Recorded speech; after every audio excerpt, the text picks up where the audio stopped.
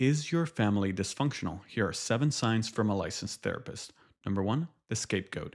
Every family has problems, but in dysfunctional families, one person takes all the blame whether or not it's actually their fault.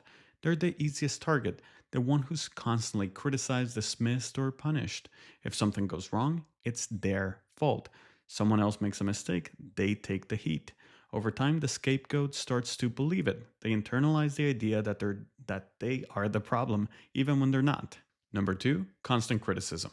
Some parents think nitpicking and put downs will toughen up their kids, but when the negativity never stops, it's exhausting. Every mistake is magnified, every effort is overlooked.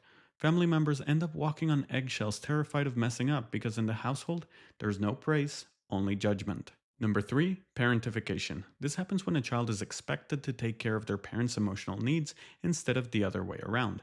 A parent might say, "You should make me happy," or "If you love me, you'd spend time with me."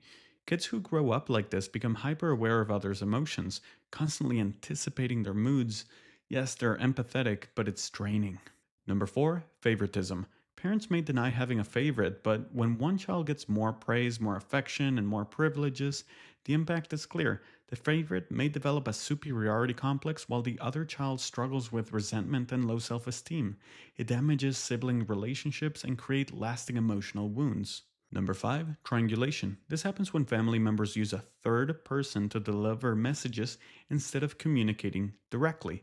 It's especially harmful when parents use a child to speak to the other parent.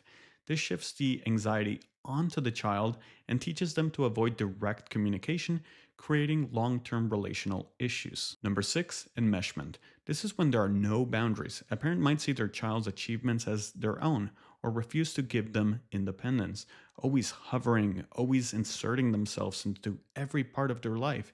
It may look like closeness, but in reality, it prevents family members from developing their own identity. Number 7, emotional neglect. Emotional neglect is the absence of what a child needs: validation, comfort, and support. Their feelings are ignored or dismissed, making them believe their emotions don't matter. Over time, they struggle to express themselves, trust others, or feel truly seen.